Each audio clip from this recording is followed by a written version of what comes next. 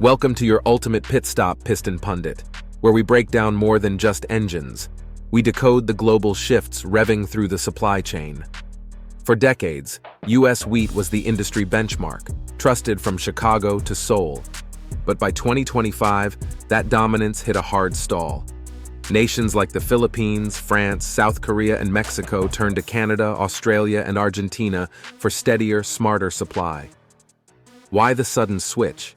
It's not just about price per ton. It's about predictability, politics, and tech-driven trust. From carbon compliance to logistical risk, the U.S. lost traction. Let's explore how the crown slipped.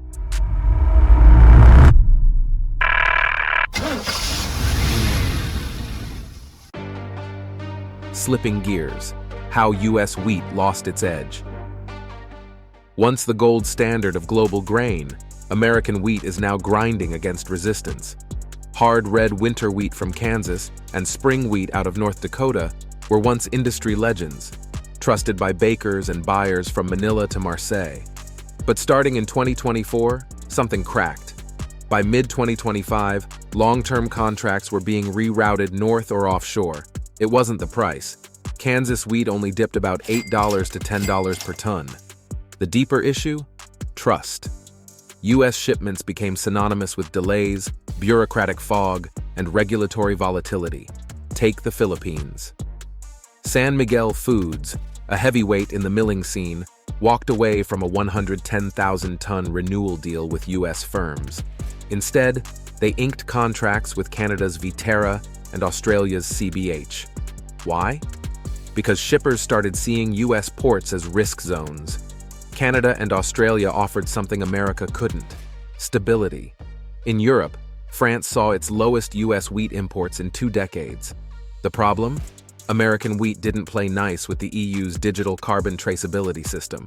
While Canada had QR-coded carbon data embedded in every batch, the U.S. was still stuck in paperwork purgatory. Under the EU's Carbon Border Adjustment Mechanism, CBAM, that's a delay and a deal breaker. So while U.S. wheat still has the horsepower in terms of protein and bake quality, its tech stack and compliance game just aren't race-ready. But grain chemistry soon proved to be just as important as grain logistics, fueling doubts when chemicals stall global demand. In today's market, it's not just what's in your grain, it's what's not. Enter glyphosate, the weed-killing chemical that's become the Achilles heel of American exports. In 2025, South Korea dropped a regulatory bombshell, a new glyphosate residue cap of 30 parts per billion, aligning with strict EU standards. The problem? U.S. wheat couldn't clear that bar.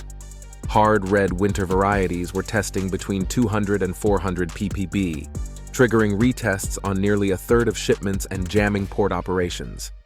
Canada, meanwhile, saw this coming.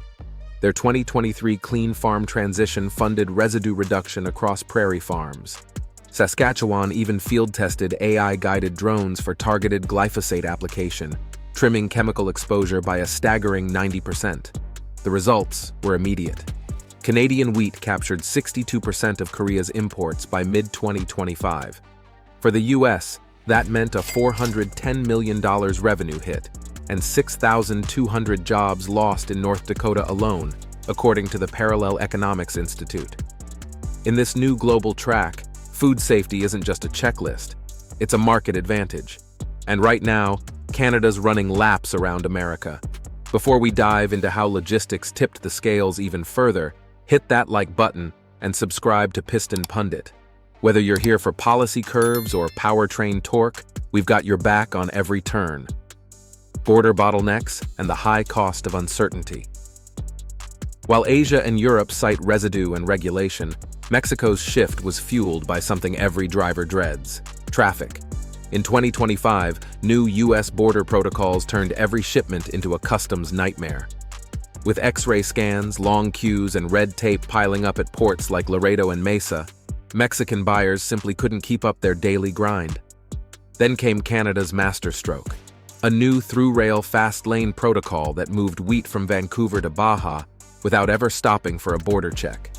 That wasn't just efficiency, it was strategic domination. Canada's share of Mexican wheat imports jumped from 32% to 38%, while the US share plummeted to 17%. Back in Kansas, the fallout was immediate. Silo stocks surged 44% and spot prices dipped below break-even. Purdue economists warned that once a buyer exits a US grain chain, the odds of return are just 15% over 5 years. That's not a market dip, it's a structural loss. But even as the US stumbled, Canada wasn't just filling the void, they were rewriting the playbook. From canola crisis to wheat powerhouse, Canada's bold U-turn. Canada's wheat rise wasn't just America's stumble, it was a full-throttle pivot from panic to performance. When China slapped a 100% tariff on Canadian canola meal, and the US added duties on canola oil, prairie farmers were staring down a disaster. But instead of idling in frustration, they downshifted and accelerated into wheat. Ottawa didn't leave them stranded. Through the $950 million Canadian protein supercluster program, policymakers funded digital infrastructure, traceability tools, and new high-performance wheat varieties. Fields once ruled by canola were suddenly pumping out 90 to 100 bushel per acre spring wheat. One farmer near Winnipeg called it a rebirth of the prairie belt, and buyers took notice. By 2025, Canada's wheat wasn't just filling ships, it was setting standards. Over 50 nations were tapping into real-time protein, moisture, and residue data, all accessible via QR code. This wasn't just grain, it was a tech-enabled supply chain. Even Australia's CBH Group adopted the model. Meanwhile, US exporters were still fumbling with emailed PDFs and patchy state protocols. The final seal of approval came in July 2025. Beijing greenlit the $34 billion Bunge-Viterra merger, giving Canadian grain a powerful foothold in Asia and Europe. Once laughed off as poverty grass, Canadian spring wheat is now leading a digital agricultural revolution, with tech, trust, and torque to match. So with Canada surging ahead, how did Washington respond? Washington's countermove, a last-chance fix, or too little, too late. With its global position slipping, Washington hit the ignition on a long-overdue response. In March 2025, the USDA rolled out the Strategic Grain Reliability Act, a legislative jumpstart aimed at restoring America's wheat reputation. It sounds promising. IoT sensors linking silos to federal labs, digital export certificates to ditch outdated paperwork, and geopolitical risk guarantees to calm jittery buyers. But here's the catch. It's all still stuck in the legislative slow lane. Budget fights, partisan gridlock, and a distracted capital are stalling rollout. Meanwhile, U.S. wheat futures continue their roller coaster ride. Even with June's 12-year high in preseason export volumes, America's global wheat share has withered to 10.5%, its third lowest in decades. We're shipping more, but with less weight behind each deal. Hoping to recapture ground, the USDA is eyeing new markets like India and Nigeria. But India's price protections and Nigeria's infrastructure headaches aren't exactly low-hanging fruit. While America plans, Canada delivers, and keeps landing the contracts that used to be ours. Which brings us to the final question. Final lap. Can America reclaim its grain glory? This isn't just about fields and harvests. It's about whether U.S. agriculture can shift gears fast. Because while America has been coasting on legacy, Canada built a modern, data-driven machine that buyers now trust. If the Strategic Grain Reliability Act stays stalled, the U.S. might not just lose market share, it could lose relevance. So now we turn to you. Can American wheat rebuild global confidence, or has trust been lost for good? Is Canada's dominance the new norm, or a product of perfect timing and trade chaos? Should the U.S. double down on ag tech innovation instead of retaliatory tariffs?